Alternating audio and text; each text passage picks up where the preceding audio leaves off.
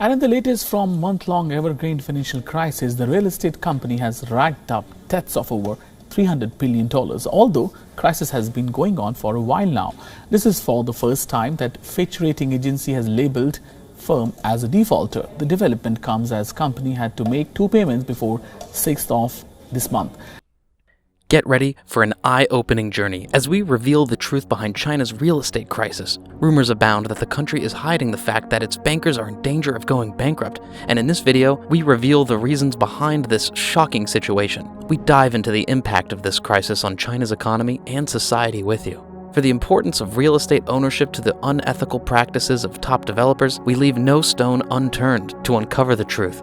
Because a step into a world of financial uncertainty where one misstep can lead to bankruptcy. But fear not, as our channel, Bankruptcy, is here to guide you through the tough times and secure your financial future. Subscribe now, and let's get started. The Chinese Communist Party of China, CCP, is hiding the fact that their banks are going bankrupt and the citizens are fighting back. The democratic protests are threatening the CCP's rule and causing them to attack their own citizens in an attempt to silence the movement. But this mortgage crisis is just the tip of the iceberg, as the country is facing multiple financial problems, including zero COVID policies and bank deposit scams. This crisis is affecting trillions of dollars, major industries, and millions of households in China. With the CCP censors working overtime to keep the truth under wraps, it's time to take a closer look at what's really happening in China. From the importance of real estate ownership in Chinese culture to the shady practices of top developers like Evergrande, this crisis is a complex and unfolding story. The recent events in China, where citizens across the country have taken to social media to support a movement in which homeowners are pushing for a stop to paying mortgages on their homes, have put a lot of pressure on the Chinese Communist Party of China and the banks to treat them fairly. This movement has gained momentum, and the CCP is so worried that it has already sent tanks to maintain stability.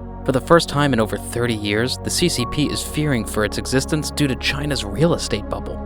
A well-respected expert has stated that this mortgage crisis could be 100 times worse than the 2008 financial crisis, and it's affecting trillions of dollars, some of the most important industries, banking and real estate, and millions of households in the country. To keep the news under wraps, the CCP censors are working overtime to censor any articles and videos that spread the truth. The mortgage crisis is not the only crisis the CCP is facing, and there is also zero COVID policies and bank deposit scams and Hainan that pose a big risk to China's fragile economy. The problems with China's real estate market have been brewing for decades, but the protests began in July. To understand the situation in China, we need to understand how owning a house has become a significant cultural significance for the Chinese people. In China, real estate ownership has become increasingly important in recent decades, and owning a home is considered to be an important part of the Chinese dream. Families often use real estate as a means to plan for their retirement, and individuals with real estate are considered attractive choices for marriage. The amount of real estate one owns is directly related to their social status in society.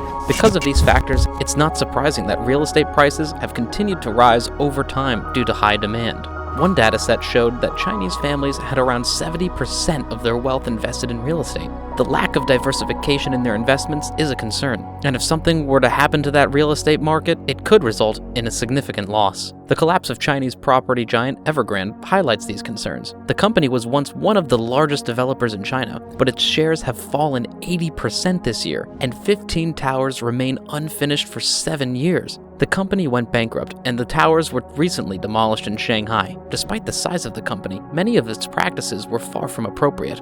The root of the problem lies in the Chinese real estate boom in China, where people were buying homes before construction even began. Companies like Evergrande would lease a piece of land from the local government, then sell the houses that were supposed to be built there and receive full payment before starting construction. They would not use the money to start construction, but instead use it as a down payment to buy more land and sell more apartments. This was a huge problem, and the local government was directly benefiting from these real estate pyramid schemes by leasing land to developers like Evergrande, with around 50% of the local government's revenue coming from leasing out land. This created a situation of perverse incentives, and regulators were slow to step in because they were directly benefiting from it. In conclusion, the real estate bubble in China is a serious threat to the country's fragile economy and has led to widespread protests by citizens.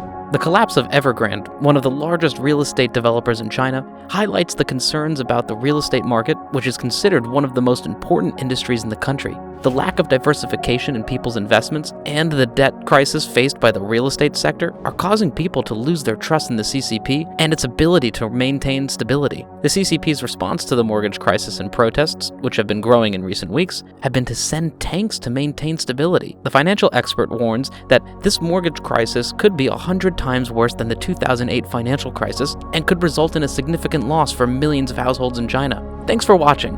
We hope this video sheds some light on the current situation in China regarding their banking problems and their impact on the economy and society. This is a complex and delicate issue, but it's important to stay informed and understand what's going on. And that's all for today. Thank you for watching this episode of Bankruptcy.